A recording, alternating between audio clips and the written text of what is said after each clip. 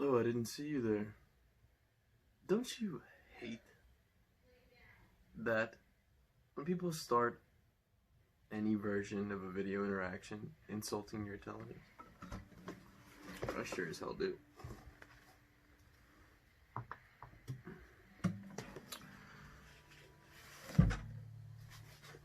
Welcome, ladies and gentlemen.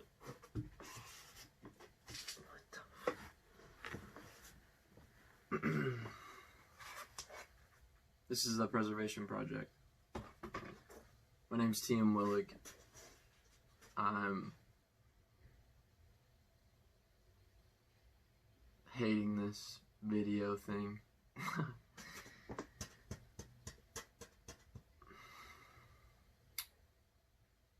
The Preservation Project was started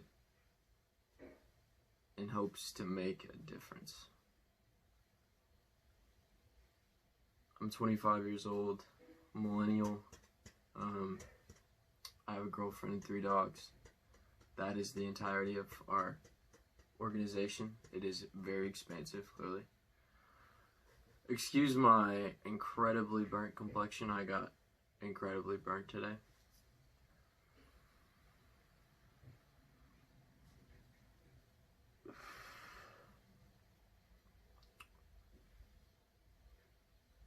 Today we're going to be going and looking into how I cannot finish a single thought. Preservation Project, right. The Preservation Project is basically an initiative to try and do any way I can to help climate change and related geoengineering constructs to be able to really push this issue. And the reason for that is because I think it, even with the attention that it's getting, and inevitably will get, I don't think it's fast enough. Yes, darling. I'm in the middle of this video right now.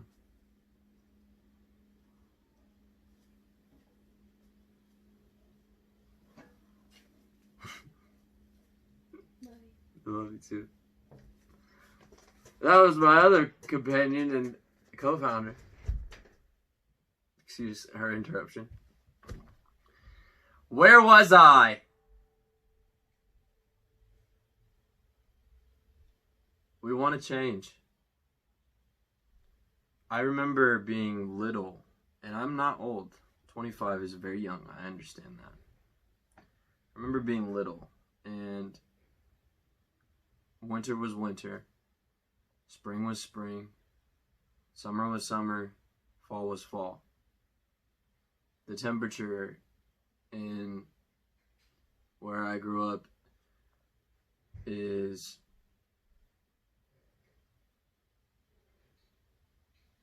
pretty consistent usually with the seasonal changes that would be expected. It's cold in the wintertime and it's warm and hot and humid in the summertime.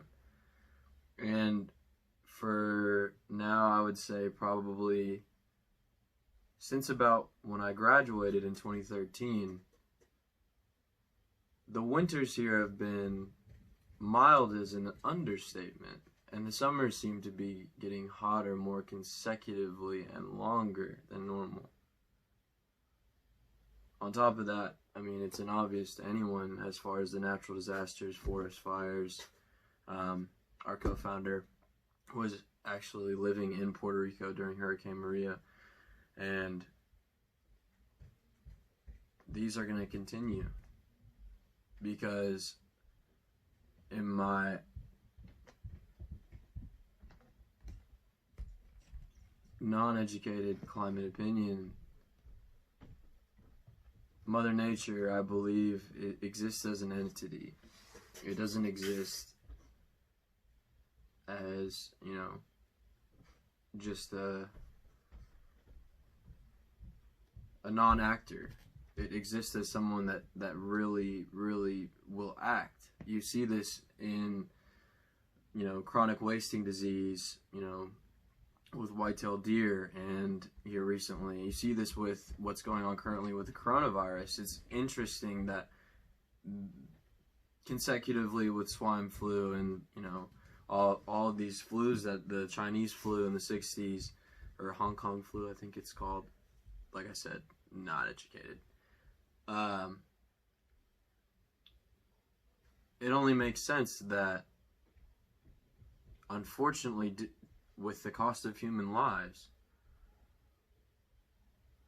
Mother Nature is trying to balance the scale with these diseases, because there are so many people living in one area, and when overpopulation exists, the earth will protect itself. I think anyone who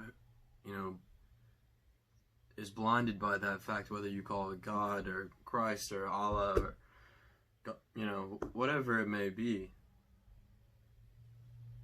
there's a force that we are consistently neglecting and opposing that will end the human race. And it is so incredibly dire currently that, as snowflakish as hell as it sounds, me and Mia are thinking about waiting to have children until this shows signs of change, because we don't know if there will be an existent world for them to grow up in. I'm not a selfish person, but I'm not afraid to say that one of my aspirations of the many that exist is to be a father one day, because I had such an incredible one. I had incredible parents together, and mom too. But when it comes to that, I want to pass that on so badly.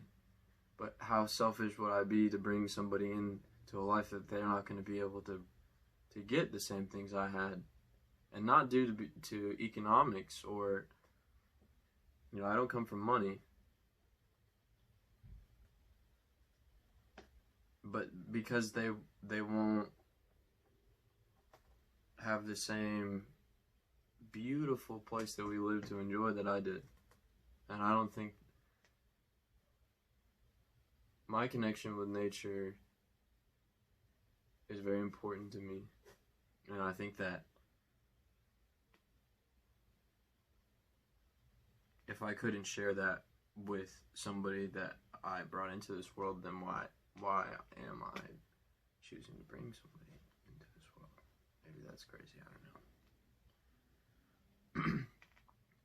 But anyways, that's what this project was founded on. And Elon Musk inspired me because he used his own resources to fund change, as far as, the electric cars and rockets and everything else. He didn't wait for the failed bureaucracy that we have in America to, wise up to these things. He did it himself. And with that being said, I've, done hours and hours, days probably, of research on him and his story to learn from his successes and his mistakes, and be able to, join that crusade, but in a more stable way.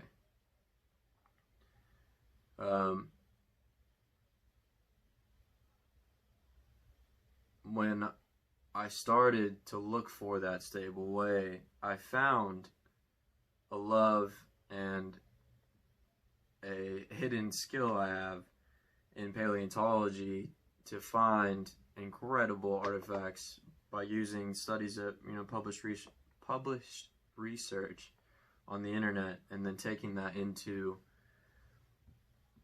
real life and acting on it without the boundaries that exist, as far as,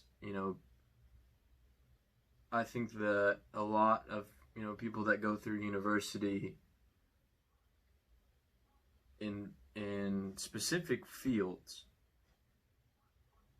are jaded to the boundaries of as to what has been done before them, if that makes sense. They, in some industries, in some fields, they choose to stick by those at their own detriment, because therefore it slows their progression. So when somebody comes along with a good mind and a want to do it without those same boundaries because they just don't know them, crazy things happen.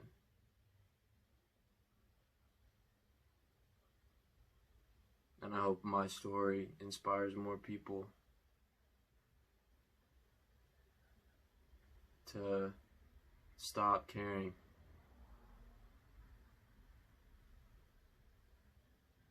And do it. But that's the background. That's what we're here to do. I stumbled across the skill here and have collected these legally on private land. I did not, take them from any state parks, damage any areas. I'm not, going to releasing any location regarding to these structures. I will probably eventually release general, just to give lithography, basis, but the people that I've met and in this journey have been able to, to allow me to do what I'm good at as far in the paleontology side of things on their land. They don't want the publicity. They don't want people to come out there and, do that further. And this collection is so large that it's so well preserved that, you don't need anything that you need to know about these animals to study it is in this animal. That's how well preserved they are. And the reason for that is because they're mummifications. They're not fossils. They are limestone mummifications. And they are found, the reason why I know that is because they are found pretty, exclusively around caves in the southeast United States. Generally, I haven't been overseas to look for these yet, but in the United States, there's a lot of cave systems in the southeast. And with that being said, if you know what you're looking for, you can find them. These ones that I'm going to show you today are part of the Corona collection, given the certain times that we're in currently that are crazy, obviously. I am practicing social distancing. I actually encourage anyone that sees this to do the same and not look for dinosaurs right now at all costs, because this is a very serious illness, and I've taken the steps, my parents are older. They're in their almost 60s, their late 50s, sorry mom and dad, and we've taken steps to make sure that they're safe, not going, keeping communications over the phone and things of the nature. And I think that any American or any person globally that doesn't take this seriously, when we're thinking of hundreds of thousands of people dying, in America especially, when growing up as an American, you think that this place is untouchable. And 75 years of no problems is really showing our weakness. So, practice social distancing and batten down the hatches, ladies and gentlemen. Anyways, that's what you came here for. Today, we're debuting, as the episode title was, Ziggy The Coronasaur, the first specimen that I'm going to be showing to the world today. Specimen number 369.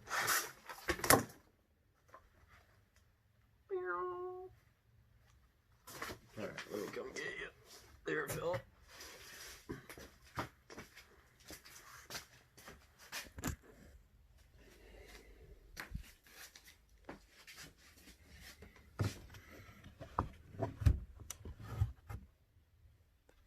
Okay, let me flip this happy camera around.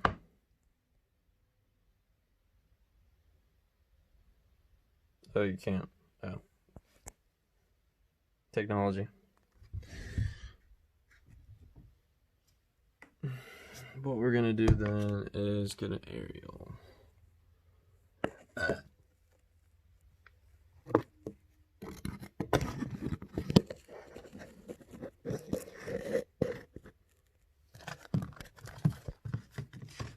Dang it.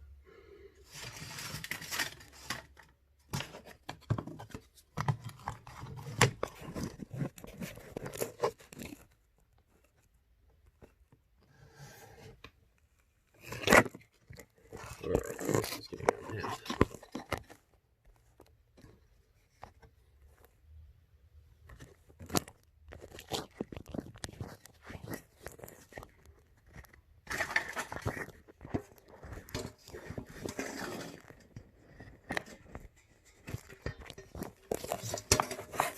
Sorry.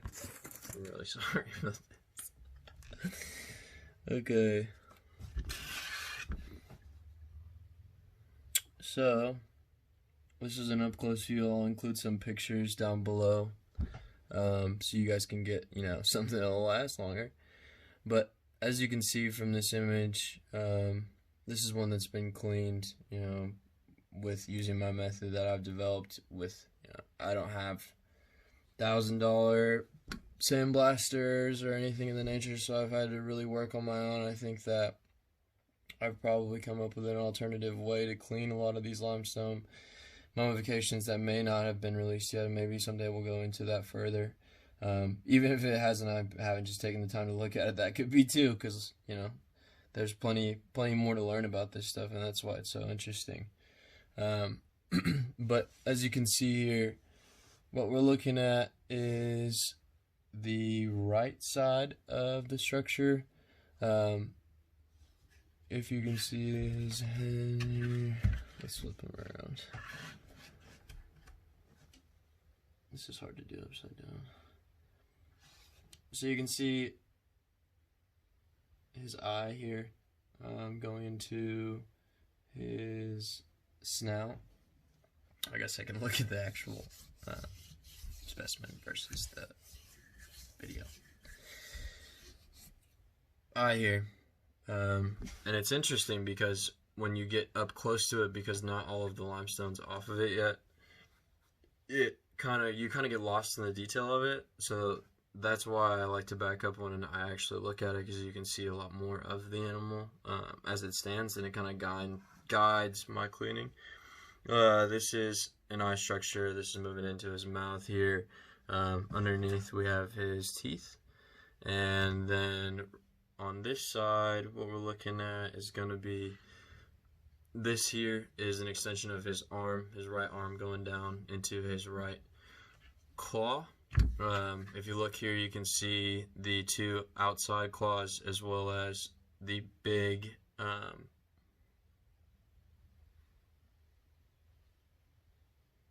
nail structure. Moving on over, of course, this is going to be, that needs more cleaning, his right thigh moving into his leg here, and then his claws are kind of tucked underneath on his feet. And then on this side you can definitely see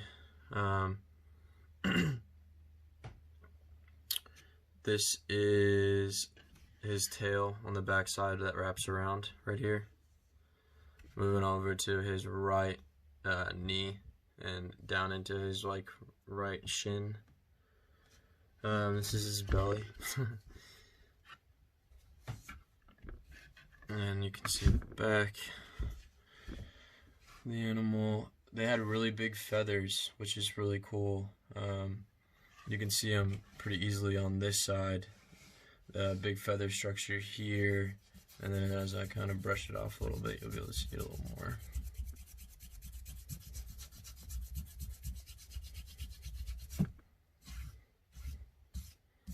Big one on the side of their heads here.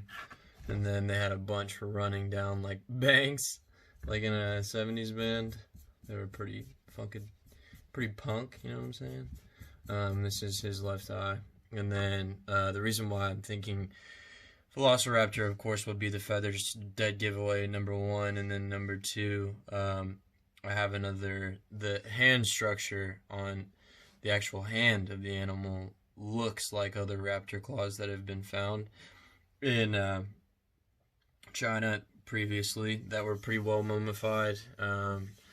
And I think this is more complete, and as you can see, the feathers were actually completely over the claw all the way up to it. This animal was completely covered in feathers from head to toe. So we can confirm that now, which is pretty interesting. What else? I'll just kind of give you a view of him a little bit more. What can I give you for scale? This is a roll of duct tape. So that can give you the scale. It weighs probably right at about 10 pounds, I would say. I don't know for sure. I can need to weigh it, honestly. I'm lazy. And then this is really interesting. I found this on many of them. They have, like, if you look, I haven't not been in this frame this entire fucking time, Tori.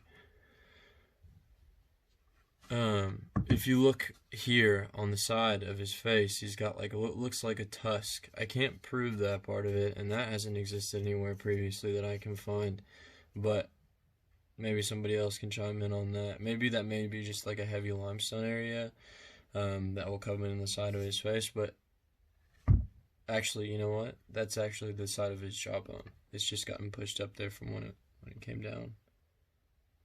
That's what that is, because it's the same on this side. It's pretty cool underneath his neck. You can really see the teeth, and then this structure here, I'm not sure really what it is. It's rounded completely. Maybe a tooth that's popped out or something. But overall, he's pretty freaking cool. I'll just shut up now and show him to you.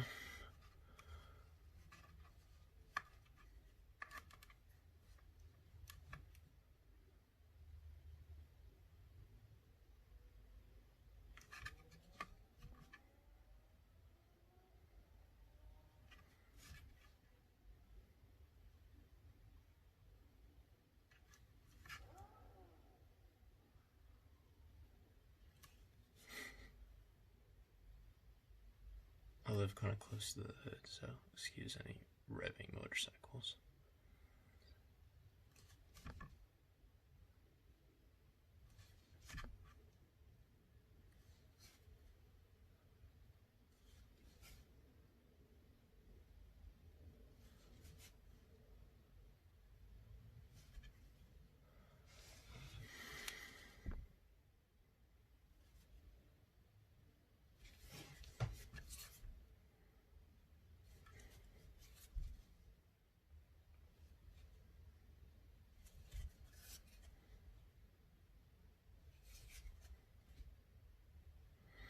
Alright, like I said, I'm going to put up some still images in the link in the description if you want to check out some more stuff of it. I mean, people can reach out to me if they want to get, Skype with me and be able to see them. We could talk maybe further about sending some in a session if you'd like to study them. We're completely open to any of that. In the future, we hope to, probably auction a few of these to fund, some of our climate change efforts, but we'll talk about that more moving forward. I just kind of want to know what you guys think, I guess. But for now, that'll be enough. We'll talk to you soon.